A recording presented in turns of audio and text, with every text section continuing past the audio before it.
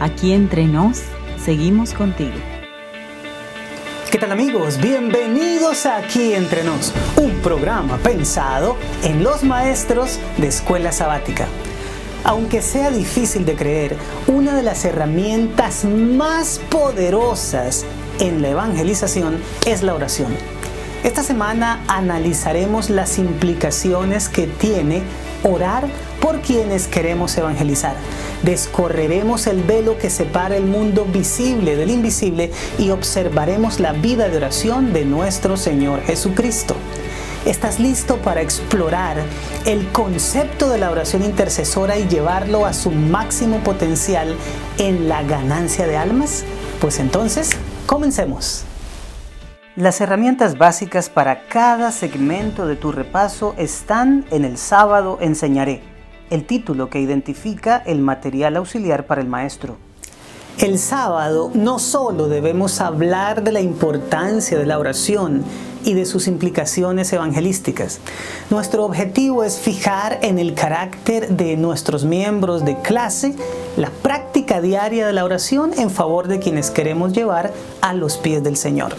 Es más, si podemos motivarlos a que cada uno decida comenzar a orar por una persona de manera sistemática y constante, con la intención de ganarlo para el reino, nuestra labor como maestros alcanzará dimensiones eternas. Eso es lo que me gusta del ciclo natural del aprendizaje, que nos brinda herramientas para hacer mucho más que simplemente dirigir una clase por media hora, marcando una diferencia en términos de eternidad. Primer segmento, motiva, 1 minuto. Acelera el corazón de tus alumnos motivándolos con una razón válida de por qué esta lección es importante para sus vidas. Esta lección es importante porque pone en nuestras manos la capacidad de darle un giro a la vida de un individuo condenado a la muerte eterna para que viva por siempre feliz al lado de Jesús. La siguiente pregunta nos permitirá verlo con claridad. La oración de Jesús logró cambiar el destino de Pedro tras su negación. ¿Qué resultados podría tener la tuya en favor de otros? Pues este repaso tratará justamente de eso. Segundo segmento, explora, 15 minutos. Extrae de la mente de tus alumnos los 3 aspectos más edificadores del carácter que la lección contiene. Exploremos los puntos más destacados que la lección nos trajo. Primero, el mundo invisible y la oración. La mayoría de nosotros hemos escuchado la expresión guerra espiritual. Aunque no compartimos exactamente la dirección que el mundo evangélico le da a este término, nuestra iglesia sí cree que estamos envueltos en una batalla entre el bien y el mal. Nosotros le llamamos el gran conflicto. La Biblia presenta varios textos de la existencia de entidades angélicas caídas que luchan contra Dios en oposición a su plan de salvación para la raza humana. El pasaje más conocido por nosotros es posiblemente Apocalipsis 12:7, en el que se presenta al dragón y sus ángeles luchando contra Miguel y sus ángeles. Pero obviamente este no es el único. También tenemos, por ejemplo, Daniel 10:13. Allí están los mismos personajes, solo que en lugar de el dragón se menciona al príncipe del reino de Persia que se opuso a Gabriel hasta que Miguel vino en su ayuda. Por otro lado, el apóstol Pablo declara en Efesios 6:12, porque no tenemos lucha contra sangre y carne, sino contra principados, contra potestades, contra gobernadores de las tinieblas de este siglo, contra huestes espirituales de maldad en las regiones celestes. Bajo este contexto, nos invita el apóstol a vestirnos con toda la armadura de Dios. También Pedro nos dice que tenemos un enemigo que nos odia a muerte. En su epístola, él menciona, sed sobrios y velad, porque vuestro adversario el diablo, como león rugiente, anda alrededor buscando a quien devorar. Esto está en 1 de Pedro 5:8. Pues teniendo claro que hay un ejército en el mundo de las tinieblas que procura hacerle daño al pueblo de Dios. Debemos tomar en serio el hecho de que el Señor nos dejó armas espirituales. Según los Corintios capítulo 10 versículos 4 y 5 nos dice: porque las armas de nuestra milicia no son carnales, sino poderosas en Dios para destrucción de fortalezas, derribando argumentos y toda altivez que se levanta contra el conocimiento de Dios y llevando cautivo todo pensamiento a la obediencia a Cristo. Una de esas armas es precisamente la oración. Y como el conflicto tiene que ver con la salvación, orar por quienes deseamos llevar a los pies del Señor es algo fundamental. Basado en Daniel capítulo 10 versículos 12 y 13, responde la siguiente pregunta: ¿por cuánto tiempo duró Daniel perseverando en oración y desde qué momento Dios lo oyó? Si lees cuidadosamente el texto, verás que por 21 días el profeta estuvo en oración. Y aunque luego de esas 3 semanas Gabriel le trae la respuesta, la plegaria fue oída desde el primer día. El problema aquí fue que un individuo que representa al enemigo de Dios se interpuso, pero el mismo Miguel, o sea, nuestro Señor Jesucristo, vino a lidiar con la situación. Mis amados, toda oración es escuchada tan pronto se eleva, pero la respuesta está determinada por todo lo que está involucrado en el gran conflicto. Aunque no lo podamos entender completamente, Dios determinó que de alguna manera la oración activa las providencias en el mundo espiritual. Noten lo que dice Mensajes Selectos, tomo 2, página 471. Los ángeles ministradores esperan junto al trono para obedecer instantáneamente el mandato de Jesucristo de contestar cada oración ofrecida con fe viva y fervorosa. Aunque no lo veamos, la oración mueve el mundo espiritual en maneras inconcebibles para nuestra mente, principalmente en lo que tiene que ver con la salvación de las almas. Esto nos conecta con el segundo punto, el libre albedrío y la oración. Una de las características más sorprendentes de las criaturas inteligentes es su capacidad de elegir. Y hasta donde sabemos, solo la raza humana y los ángeles tienen esa capacidad. Una de las reglas del gran conflicto, y tal vez la más importante, es que nadie puede violentar el libre albedrío.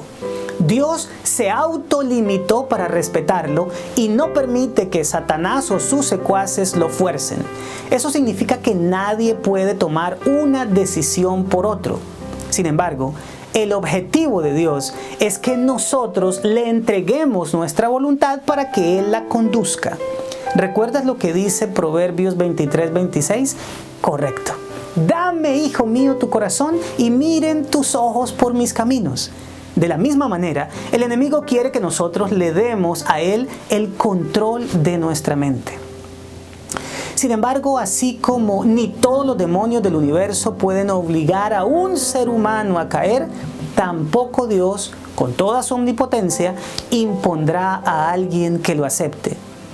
En eso precisamente consiste el conflicto, en que cada cual tomará su decisión para salvación o perdición y no tendrá excusa de haber sido coaccionado. Pero hay algo que sí se puede hacer, tanto en el bando de la luz como en el de las tinieblas: ejercer influencia. Y es ahí donde la oración por los demás tiene lugar. Aunque ninguna plegaria logrará que la voluntad de alguien sea forzada, en los momentos de oración nuestro corazón se enlaza con el corazón de Dios y ocurren 2 cosas muy importantes. Supongamos que tú y yo somos familiares o amigos y yo estoy orando por tu conversión. Pues lo primero que ocurre cuando oro por ti tiene que ver conmigo. La oración abre mi corazón a la influencia divina de tal manera que Dios me da sabiduría para saber cómo darte a conocer el plan de salvación. En cuestión de sabiduría, la Biblia dice que Dios la da abundantemente y sin reproche. Lo segundo que ocurre cuando oro por tu salvación es directamente en ti. Y eso se da como respuesta a mi oración. Dios te proveerá la mejor oportunidad para que tomes conciencia de tu condición, tengas una mente clara y tomes la mejor decisión para vida eterna. El Señor organizará providencialmente las circunstancias más convenientes para que puedas tener receptividad a las cosas espirituales. Primera de Juan capítulo 5 versículos 14 al 16 constituyen un texto extraordinario. Allí se dice que esta es la confianza que tenemos en Él, que si pedimos alguna cosa conforme a su voluntad, Él nos oye. Y si sabemos que Él nos oye en cualquiera cosa que pidamos, sabemos que tenemos las peticiones que le hayamos hecho. Si alguno viere a su hermano cometer pecado que no sea de muerte, pedirá y Dios le dará vida. En otras palabras, el texto nos da la seguridad de que cuando pedimos por la salvación de otros, Dios nos oye y nos convertirá en medios para hacerle llegar la vida que ha provisto mediante la salvación. Obviamente no dice que lo forzará, sino que en respuesta a nuestra oración proveerá los medios para alcanzarlo. Le corresponderá al individuo decidir, pero la providencia proveerá las mejores oportunidades en su favor. Qué cosa más maravillosa es la oración en favor de los demás, ¿verdad? Déjame terminar este punto comentando Mateo 18, 19 y 20. El contexto de esta cita está en los versículos 15 y 16 y que nos presenta lo que hay que hacer cuando un hermano peca contra nosotros y el esfuerzo individual y colectivo que debemos hacer por su salvación. El texto dice: si dos de vosotros se pusieren de acuerdo en la tierra acerca de cualquiera cosa que pidieran, les será hecho por mi Padre que está en los cielos. Porque donde están dos o tres congregados en mi nombre, allí estoy yo en medio de ellos. Elena White, en Manuscritos Inéditos, tomo 9, página 303, después de citar este mismo pasaje, agrega: se hizo esta promesa con la condición de que se ofrezcan oraciones unidas en la iglesia, y en respuesta a estas oraciones puede esperarse un poder mayor que el que vendría en respuesta a oraciones privadas. El poder dado será proporcional a la unidad de los miembros y a su amor a Dios y los unos a los otros. ¿Notas la última frase? El poder es proporcional a la unidad. No podemos darnos el lujo de tener desunión en la iglesia. La oración intercesora hace una diferencia en la salvación de las almas y hay mayor poder cuando oramos juntos. Pero vayamos a nuestro último punto: el Salvador y la oración. Si hay alguien de quien podemos aprender en cuanto a la oración en favor de la salvación de los demás, es de nuestro Señor Jesucristo. En este repaso quiero compartirte 4 cosas. Número 1. El Señor tenía un tiempo específico para la oración. Marcos capítulo 1 versículo 35 dice, refiriéndose al Salvador: levantándose muy de mañana, siendo aún muy oscuro, salió y se fue a un lugar desierto y allí oraba. En primer lugar, vemos que el maestro tenía un tiempo específico para orar. Este texto nos dice que era muy de mañana, siendo aún muy oscuro. Cuando el Señor no pasaba la noche entera orando, se levantaba muy temprano a hacerlo. Si nosotros queremos ser exitosos en nuestra oración por la conversión de los demás, debemos escoger una hora específica para dedicarnos a esa labor tan maravillosa. Pero veamos la segunda lección de la vida de oración de nuestro Señor. Él prefería tener un lugar específico. El texto que acabamos de leer también nos muestra que Jesús tenía lugares favoritos para orar. En este caso, la expresión es un lugar desierto, que significa sencillamente un sitio solitario y libre de interrupciones. La tarea de orar por la conversión de nuestros seres queridos requiere también esta estrategia. La tercera lección es que Jesús oraba en voz audible. Contrariamente a lo que yo había supuesto, la Biblia enseña que el Señor oraba audiblemente. Por ejemplo, Hebreos capítulo 5, versículo 7 dice: y Cristo, en los días de su carne, ofreciendo ruegos y súplicas con gran clamor y lágrimas al que le podía librar de la muerte, fue oído a causa de su temor reverente. Son varios los textos que dicen que el Señor oraba audiblemente aparte de este, como por ejemplo su triple oración en el Getsemaní. La puedes encontrar en Mateo capítulo 26, versículos 39, 42 y 44. Otro ejemplo es su oración antes de enseñar el Padre Nuestro. Sus discípulos quedaron impresionados al verlo orar y después le dijeron: enséñanos a orar. Y Lucas capítulo 11, versículo 1 nos muestra esto y la oración modelo que sigue. El tercer ejemplo que les podría dar es la oración que hizo el Señor Jesús ante la tumba de Lázaro. Este está en Juan capítulo 11, versículos 41 y 42. En estos tres ejemplos nos damos cuenta que el Señor oraba audiblemente. La señora White escribió en Nuestra elevada vocación, página 132: aprended a orar en voz alta, cuando únicamente Dios puede oíros. A mí se me había inculcado a orar en silencio para que el diablo no supiera lo que estoy diciendo. Sin embargo, no parece haber ningún problema cuando lo hacemos audiblemente, ya que 1, el Señor Jesús lo hacía, y 2, se nos aconseja a que lo aprendamos a hacer nosotros también. Al parecer, cuando hablamos con Dios en voz alta, la mente no divaga por ahí en pensamientos, sino que se enfoca en la oración. Finalmente, el Señor acostumbraba también orar específicamente. Con esto me refiero a orar por una persona en concreto, con nombre propio, así como Jesús oró por Pedro. ¿Recuerdan ustedes lo que dice Lucas 22, capítulo 22, versículos 31 y 32? Allí se nos menciona: dijo también el Señor: Simón, Simón, he aquí Satanás os ha pedido para zarandearos como a trigo, pero yo he rogado por ti para que tu fe no falte, y tú, una vez vuelto, confirma a tus hermanos. Son muchas las lecciones de este par de versículos, pero nos concentraremos en el hecho de que el Salvador rogó por Pedro de manera particular, con nombre propio, y su oración fue contestada. Esta es una invitación a hacer nosotros lo mismo. Tercer segmento. Aplica 12 minutos. Plantea simulaciones de la vida real con escenarios que necesiten soluciones basadas en lo estudiado, estimulando así la participación. Ahora tratemos de ver qué tanto hemos interiorizado estos conceptos, tratando de aplicarlos a la resolución de escenarios hipotéticos.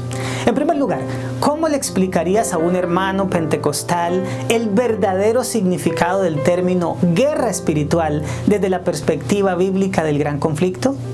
Segundo escenario: aunque la oración más fervorosa no fuerza a nadie ni obliga a Dios a que lo fuerce, ¿qué es lo que sí produce en el que ora y en la persona por la que se ora? Y la última pregunta es: ¿cómo te sientes al descubrir que la oración audible fue practicada por Jesús y aconsejada a nosotros? Cuarto segmento. Crea 2 minutos. Lleva la lección más allá de la clase. Desafía a tus alumnos a realizar una tarea durante la semana. Esta es la tarea para la semana. Escoge un lugar y una hora para que a partir de hoy puedas orar cada día en voz audible por esa persona específica a la que deseas ver convertida al Señor Jesucristo. Y para despedir a tu clase, concluye la lección de una manera sencilla y elegante. La oración intercesora moviliza de una manera inexplicable las providencias divinas para la salvación de nuestros seres queridos. Bueno, mis amados, esto fue Aquí Entre Nos, un programa pensado en los maestros de Escuela Sabática. Recuerda nuestro lema: crece, comparte compartiendo esperanza porque Cristo viene pronto. Nos vemos la próxima semana.